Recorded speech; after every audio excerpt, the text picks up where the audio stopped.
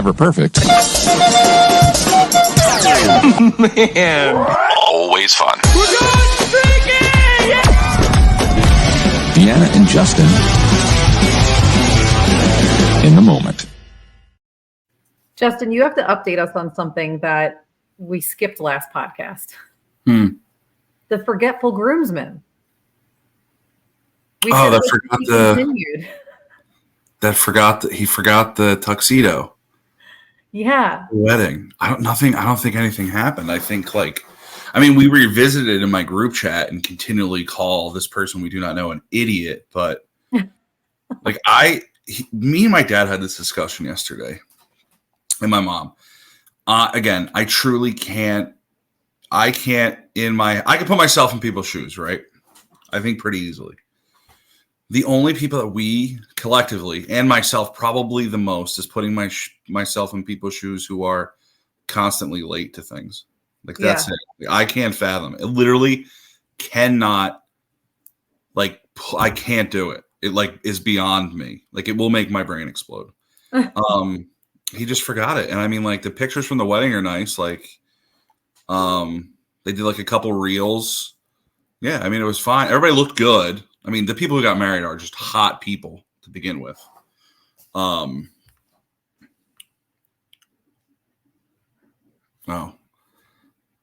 So Deanna is speaking, but there's no volume. Summer's going to talk. People who are late annoy me. What else annoys me? We could just start it over. Okay. I don't know what just happened. There we go. All right, ready? I can clip that part out. Here we go. Ready? So the people who got married are just hot people, and there's reels and stuff. But yeah, I can't fathom it. But it is brought up as a joke every couple of days. If someone forgets something, don't forget your tuxedos. Now it's an inside joke. So everything turned out okay. He finally got his hair and everything. Okay. Yeah, he got it, but still, that's forever. That's a forever moment at the wedding. You could ruin a wedding. It's very easy to do. So, second order of business, we have to clarify the story I told you last time about my mom running into football players in the mall years and years ago. Yeah. I was totally wrong. So I have to correct myself that she ran into Seth Joyner and Jerome Brown. Yeah, I was trying to put that together after you said Jeremiah Trotter because they didn't play together at all. I think Jerome might have passed away before Jeremiah was even drafted. So it was Jerome Brown who was in this tragic car accident. Yes. And Seth Joyner played with him. Yes. So she saw them in the mall and she got Jerome Brown's autograph 2 weeks before he died. This is the weird autograph thing. You told me that story. And then I went into work and we were listening to new music. And behind the desk we were at, my boss reached into a box and just pulled out a picture of him and Morgan Wallen that was autographed. And I go, he's arguably the top 3 biggest star in the world right now. Right. It's just all of the time. And then I had to tell my story. This is why you should just stay at things all of the time. Well, one time, the first time Morgan Wallen played when I was at a radio station, tickets were $5 and I just didn't go. And now they're $10,000. Second time we had him at this place called Touch of Texas. It's in Binghamton. It used to be a grocery store. And then they made it a concert venue. So there's sliding doors when you go in. It's funny. They have one of the world's longest bars and biggest dance floors. But the bones of it, still a grocery store. So they had a lot of fog. It's the same height as a grocery store. If you can, it's not tall, not small, whatever. Yeah. He set off the fire alarm 5 times. And then I saw a girl I liked with another guy. So I left. And now he's the biggest star in the world. I saw 3 songs. This was it. He still had long hair and a weird mustache and goatee. And now you can't even get into the show. Yeah. So just go to all of those. Even if it's Bo Bice's brother at a car dealership, you should still go. Just do it. If it's a free show, go. Because you never know what the story's going to end up being later. Honestly, I mean, the story's better that I left. Like, if I would have stayed, it wouldn't have been that great of a story. But it's like, he set off the fire alarm, and then I left. Better story. Just like, yeah. Wait, so I saw something that that made me think of a conversation we've had before about how you feel about people taking your food. Like, Oh, like going out to eat. I'm not a food sharer. No. And like, I love my leftovers. I know we've had this conversation before where like I've had leftovers from a restaurant that I've been like really looking forward to, because when I take home half my meal, I'm like, oh, it's going to be good. Like later tonight, 2 days from now, you know, when I'm just like ravenous. There was a story about a woman who prepped herself a bunch of meals before she went into like this major surgery, because when she got out of surgery, she had to be on a really strict diet. While she was in surgery, her husband ate the food. Okay. And blamed it on their kid. And then when she got home from the hospital, she had no food that she had. She has to be on like a very specific, strict diet. And then her husband finally admitted to eating her food. I feel like that's grounds for divorce. Once again, we just found a second person that I cannot put myself in their shoes. As a human, you should be able to cook for yourself at least the minimum. The microwave exists. They made an air fryer for people who are culinarily challenged, right? Which leads me to believe like he's never cooked dinner. Right. And then he's just like assuming that she cooked a bunch while she went in surgery, which is severely selfish. And then he blamed it on the kid, which is hilarious. But the first part, I was like, this guy sucks. Then he blamed it on the kid, and I was like, this guy really sucks. I mean, I would, if that were Jacob, I would really be reconsidering my relationship. Yeah, like that's like you don't order a pizza. Yeah, I just want to. You don't have to get married. I just want to let everybody know that. Just don't have to. Yeah. I when you said leftovers though, I legitimately do not know the last time I myself took leftovers. Like if I'm at a restaurant, they could take the plate and then serve it to somebody else that's so clean. Like I'm just always like this is my favorite joke. This is my favorite joke. My dad and I both clear our plates, clearly. But he does a better job, and then the waitress comes over, and every single time he hates it. I'm like, just throw that one back in rotation. Don't waste water. And he gets so mad. No, it's the best. That joke. It's the best crappy dad joke that I had. I fire it off all of the time. Oh. All of the time. Speaking of meal prepping, I always thought this was funny. My one of my good friends was traveling a lot. So he was flying from Philly to California and like living in California for the week and then flying home for the weekend, or like 2 weeks on and then a week off, right? Yeah. And like it was kind of sprung upon him, but he never really adjusted to it. So he did it for like a couple years. He would just order like bulk Chinese food at the beginning of the week and then just prep it out over the week. I was like, can you at least get the steamed broccoli? Like we don't need to be having General Tso's every day because it's mostly sugar. Mostly sugar. It's so good though. I mean, if I could eat it every day. Like the real good at Costco makes General Tso's. It's a little healthier. Probably do that every day. It's so like good. I know it's Chinese food, but I feel like General Tso's is like an American staple. It's it is a fully Americanized. 100%. I mean, like, yeah, I mean, you go on like TikTok. I always look up like different restaurants. Like this is the most Americanized food. It's like that, and I think bourbon chicken. Yeah. Yeah, like and then like sweet and sour chicken is just nuggets. It's right up there with peanut butter and jelly. Yeah. Well, like we just like they took their delicious cuisine and we're like, what will these Americans eat? More sugar. That's basically what it was. It's true. But it's so damn good. So whoever invented it, thank you. I love you so much. Wait, so the last time I took home leftovers, because now you have me thinking about it, was not this past weekend, the weekend before. No, this past weekend. It was Friday night. But what was it? Because I got to just like you got to decide if it was good leftovers or not. It was homemade gnocchi. Was it from a restaurant? Yeah, it was like house-made gnocchi. Will travel. like that because it's. I feel like, ate it 3 hours later, but if I take it, it's either being eaten at home or I'll just shove it in my mouth on the drive home. Like nothing makes it to the door. so good.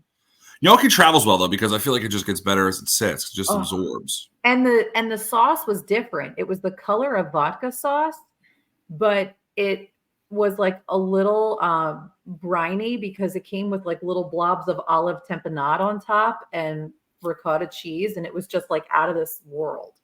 It was so good. I was in until you said I don't do olives. My God, it was so good. There was a group of girls behind us in college that used to eat black olives out of the can, and same. Only one of them was married. There were 6 of them, so I feel like that might be a red flag. They're still my friends, and I remind them that how gross that was all of the time. But so the only awkward thing about that whole experience was, so let me ask you, like, what would you think? Like, what would be your assumption if you saw a woman my age in a restaurant with a man my father's age who's clearly not my father? Oh, sugar baby. Okay, that's what I assume everyone in the restaurant thought was the situation, because my stepdad's best friend was in town for work, and I've known him since I was like a very small child. So I call him Uncle Larry, right? And did you say Uncle Larry out loud at the restaurant? No. Okay, because then people are like, definitely sugar baby. Like that's if you're just saying Uncle Larry out, you know, they're like, yeah, good for her. Let me tell you though, I just want to say this: I'll see them, but I'll be like, hell yeah, brother. Yeah, better than calling him daddy. Sure, like then the gnocchi would have come back up. But so my stepdad tells me Uncle Larry's going to be in Nashville for work and he's going to probably reach out to you. I was like, oh, cool. So, I gave him some recommendations, and then I said, if you want a tour guide, let me know. Like, I'm free on Friday. So we went and grabbed dinner on Friday at this really awesome restaurant in Nashville. It's called Adele's, and it's like it's like a hipster spin on Southern cuisine. So like everything is house-made comfort food, but it's like elevated, right? Okay. So the place is great. We sit at the chef's counter, which was like an awesome experience. We could see everything happening behind the line. They give us like extra little treats. They give us like a little bruschetta, amuse-bouche kind of thing. And they're like telling us the story of like all these different recipes. And then we made friends with the people next to us. And I'm like, these people definitely think that I'm a sugar baby. Yeah. Because we're having conversations like we don't know everything about each other's family. Well, like at least I don't know everything about his family. I know who his kids are, but he's telling me stories about his kids as if we're on, like people listening probably thought we were on a date. See, like you going, oh, people think I'm a sugar baby means that when you go out and you see the same situation, you immediately go sugar baby. Oh, I absolutely would. Yeah. What do they call the opposite? Like dudes, is there a name? Let me see. Like if a guy was the sugar baby? Dude, yeah, like I wonder if it just is. I guess sugar baby is blanket, male sugar baby. There's got to be another name though.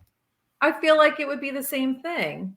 If you type in male sugar baby, the second thing is how to become a male sugar baby, tips for beginners. Let's look. You should. Let's look. Is there anything productive on here? This is going to make me download a stupid app.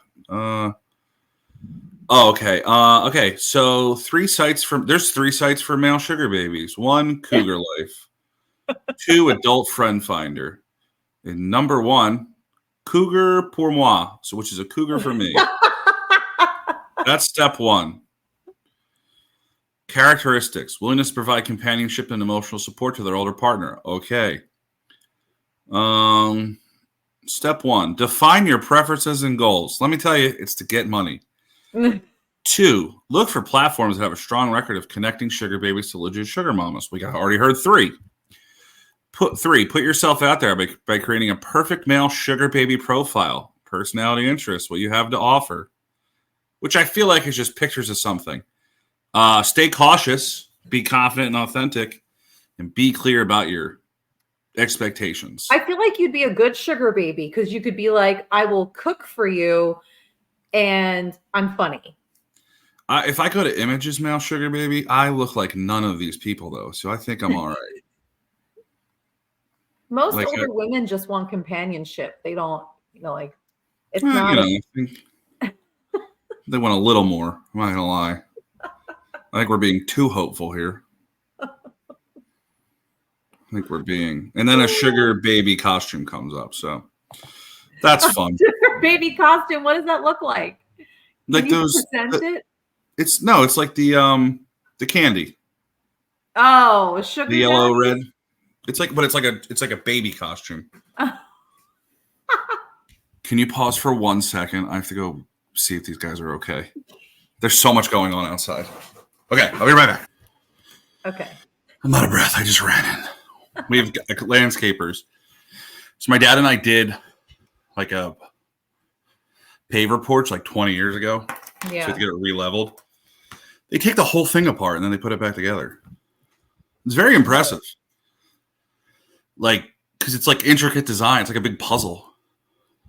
That's a lot of work. Yeah, it's been like a week and a half. It's also rained. Anyway, so that's the noises. And I got to make sure they're okay.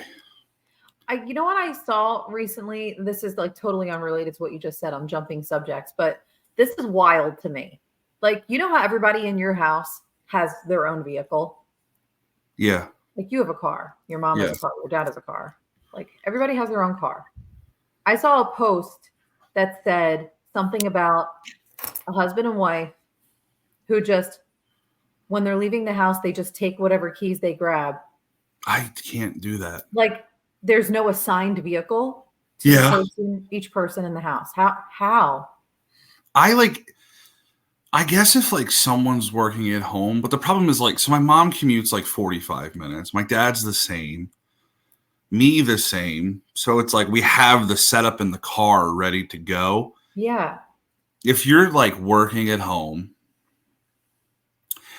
and short trips, I get it. But like if you're doing that and you have kids, you have to have a car seat in both cars for all the kids. Yeah, and like double of everything. Like if Jacob just up and took my car one morning, you would ask him what's wrong. Pissed. Yeah. I'd be like, what's going on? First of all, my yoga mat is in the back seat of my vehicle. If I go to yoga and I don't have a yoga mat, I'm mad now. I mean, honestly, I think if if your car was gone, you'd probably just call the police before even asking him where it is. Yeah, I'd be like, got stolen. Yeah, even if I mean, sometimes like if my parents are away, I'll just use my dad's car because he has a full-time job and can afford gas. So like I'll just use his gas. Yeah. But like communal car is just not a thing for me. I don't know how you do that. No. I have my things I like and my seat's set the way I like it. That's the biggest. Exactly. And your mirrors, imagine having to change your mirrors every day. And I'm obsessed with I adjust my mirrors all the time just because I'm not if I'm wearing different shoes or I just worked out, my posture is completely different. So I have to, I'm obsessed with changing them. And then this reminded me of a couple that I used to know who told me one day that they don't have sides of the bed. Did you stop knowing them because they told you that? I mean, I don't talk to them anymore, so I guess you could blame it on that. But they're weird. I'm like, how do you not have a side of the bed? Like, doesn't everybody have a nightstand where your stuff is? Like, I know on my nightstand, I have lotion and chapstick and all the things I need before bed, lotion my hands, put chapstick on. Yeah. These are all things I need to do before I go to sleep. If I just rolled over to Jacob's side of the bed, I would be like, what, pass me my chapstick? No, that doesn't work for me. I don't. So I'm trying, I sleep on the right. If I'm looking at the bed right now, I sleep on the right side. My last apartment, I slept on the right side, but the bed was pushed into the corner because I'm single. Before that was the left side. Before that was the left side. So I just kind of switch it. I go with the feng shui of how the room is. Yeah, I sleep furthest from the door. So if there's any intruder, they get my husband first. I would never I don't know. Is that what you actually think, or just that's my rule? We follow the same rule when we go to hotels. I'm like, you sleep closer to the door. I sleep furthest inside. I think when I go to a hotel, because usually it's probably 2 queens. I don't know which bed I'd pick. I think the one farthest away from the window because I like to put my clothes on the other one.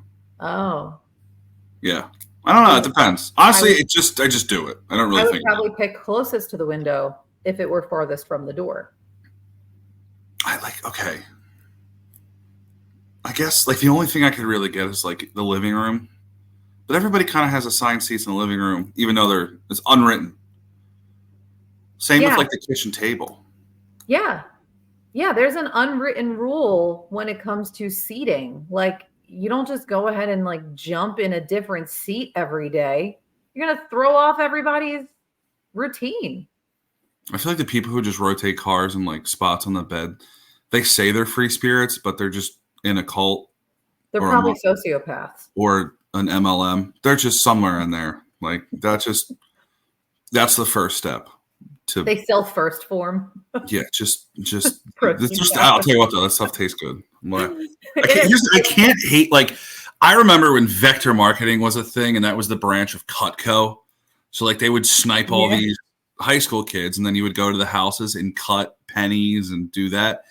And then I bought the Cutco knives and they're awesome. I get it was a little predatory, right? Yeah, but they are good.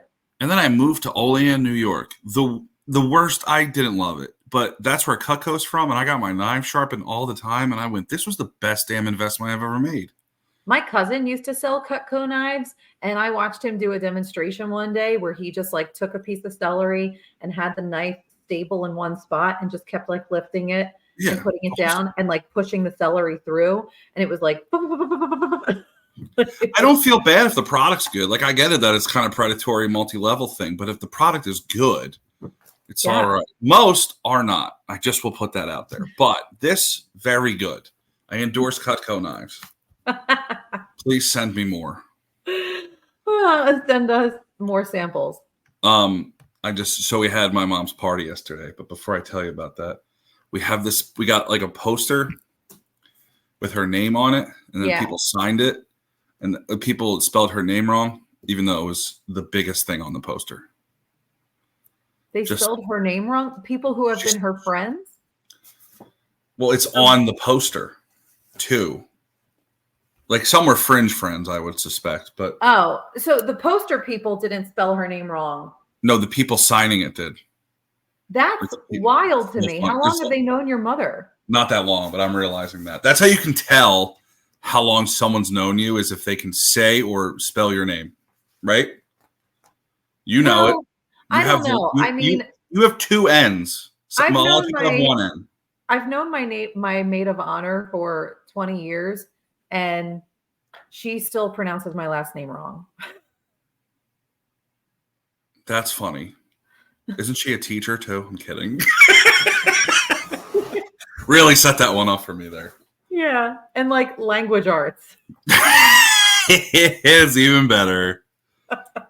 So we had the party. My mom walked in.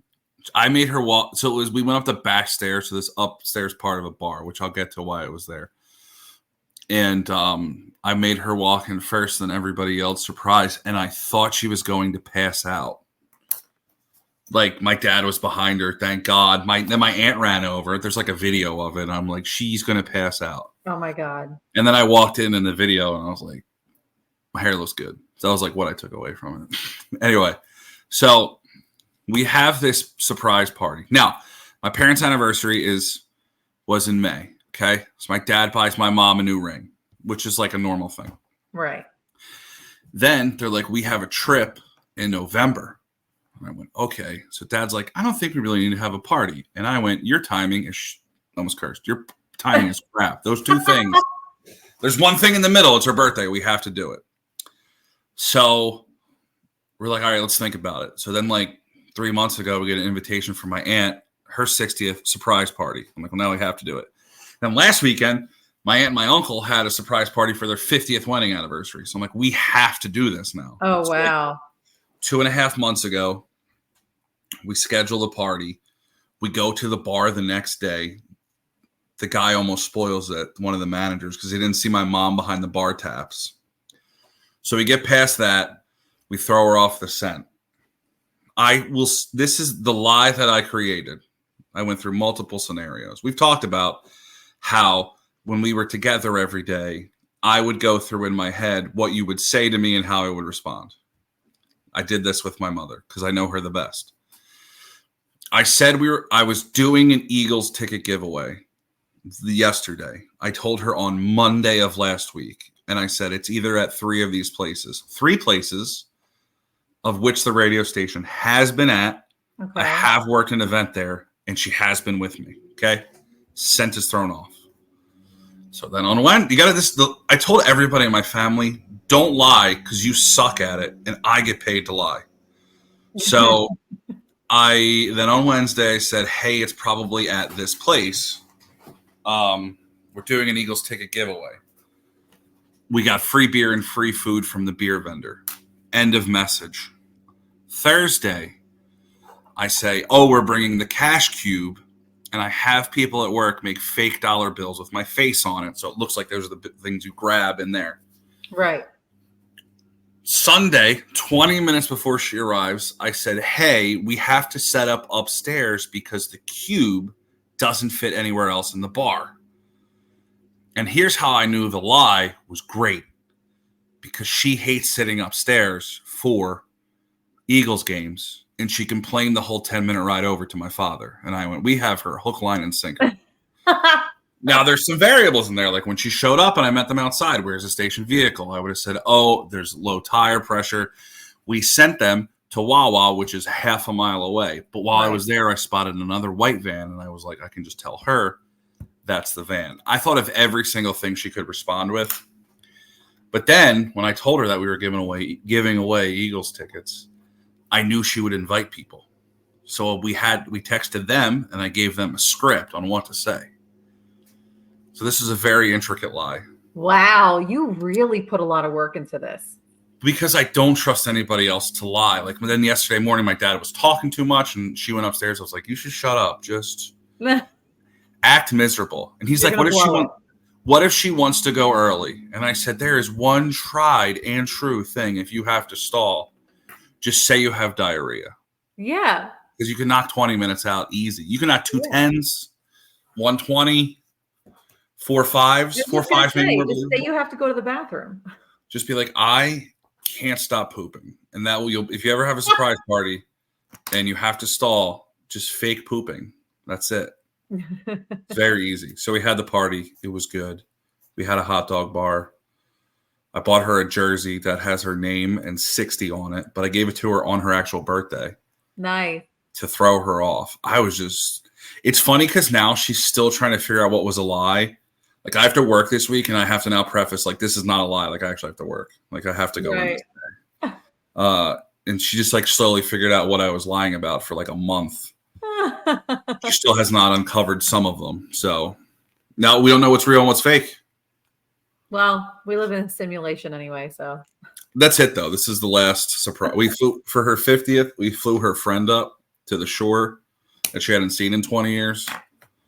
And then we had this surprise. And then I said, now we're done. We're just going to tell you what's happening. That's it. Even for your anniversary, we're going to do it. Exhausted all your surprise parties. Yeah, that's it. We're done. No more. That's a lot of work.